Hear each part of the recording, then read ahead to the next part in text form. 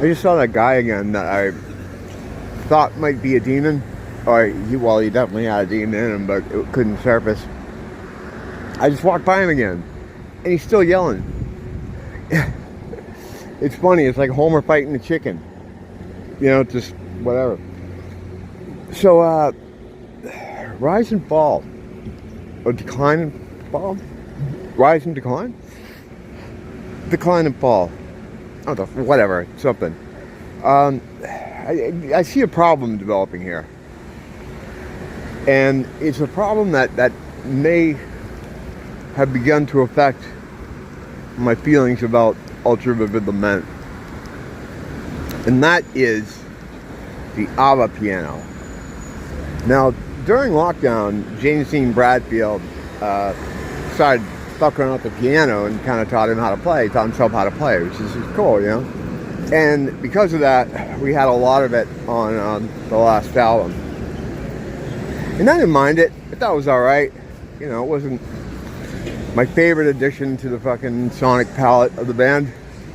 But it was cool for what it was. I would say, though, this piano thing kind of started earlier than that. I think about, what is it? Know Your Enemy? Not Know Your Enemy. The one before it. I'm walking around out here, so my fucking brain isn't... My articulation machine hasn't warmed up yet. Resistance is Futile. Yeah, the first track that starts off sort of with that piano, that kind of piano sound. And they had it interspersed through their catalog. But they really went heavy on it with the last album. And I was okay with it for that album. And around the time that came out, too, they talked about how they didn't like the process of making that album. Because I guess it was, they were locked down. It was done a lot through sending each other parts for the songs, stems to the mail, and all that. So, I didn't love it, but it was alright. But now this new single here, we're back to the ABBA piano. And it's not working for me here. I don't like the chorus. It's just the whole thing is just, what's the fucking ABBA piano? Enough with the fucking ABBA piano, you know?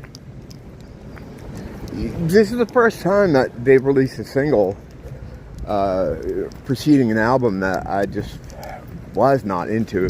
Maybe it'll grow on me, but I don't know. It's just, I'm not digging it right now. It kind of has a, they talk about how they're going for the uplifting thing on this album. They always Nicky Wire always has some crazy explanation about what it sounds like. Tamala Motown heavy metal, or Postcards from a Young Man's Pump. You can't listen to him. He always has something crazy, and then it comes out, and you're like, oh, it's another Manic album with a slightly moved ahead kind of progression. They're all good. They've never made a bad album.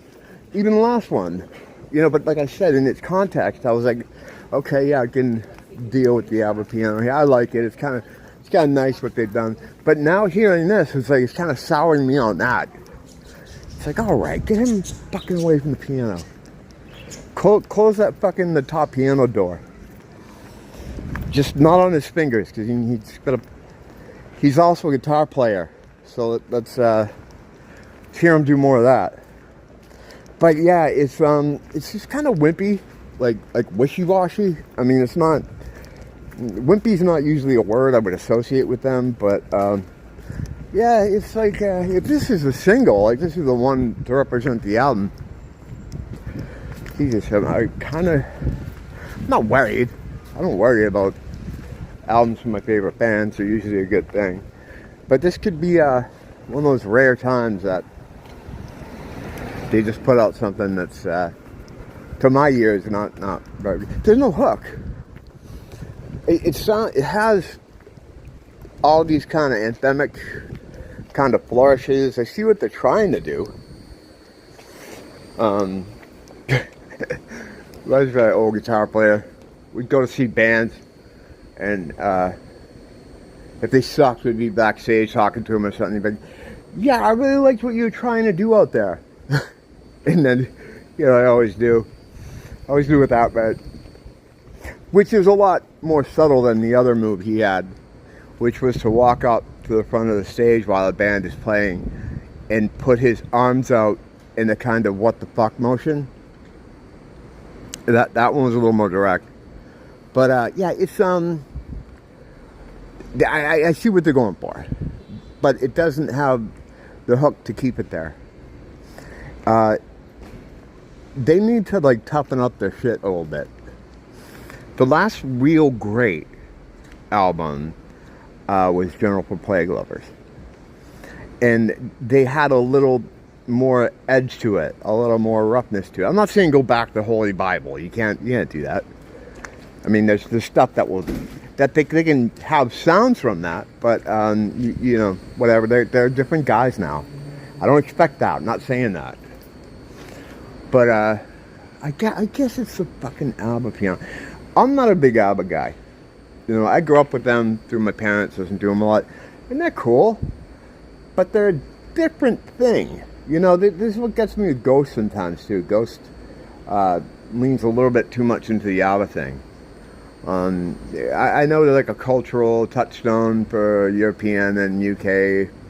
People look at ABBA in a whole different light than we do here in America. And, Europe and the UK has much better taste in music than we do. And bands. And, a lot of everything else. Usually they're right, but in the case of ABBA, it's like, whatever. It's just not my thing. It's like, to me, that's just like seeing, I don't know, whatever pop band, Bruno Mars, whatever. It's the same fucking thing. It's just, you have nostalgia for it, and they came out in the 70s, so there's an aesthetic to it that is kind of fooling you into thinking there's some kind of classic rock band or something. Something that's to be mined for rock and roll groups, and no, stop that. Don't do that anymore. Stop it. Get him. So yeah, I don't like it. I'm not gonna try to force myself to like it, but I'm gonna give it more chances. I played it like on a loop for a little while, seeing if something would stick in my head that brings you back to it. Because there are things that you have to listen to a bunch to really appreciate. Then usually you got to do a little bit of that, but not a lot. Usually the third time, if there's something I'm looking at sideways from them, usually the third or fourth time, I'm like, all right, I understand this now. I'm into this. But yeah, it's kind of a significant thing for me because I've never heard a pre-album single from there. So I'm just like, I do not like this. Excuse me, but I do not like this.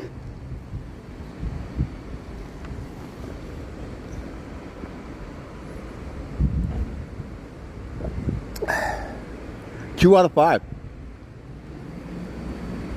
So thanks for dropping in briefly. Till next time, don't blame the teacher, blame the school.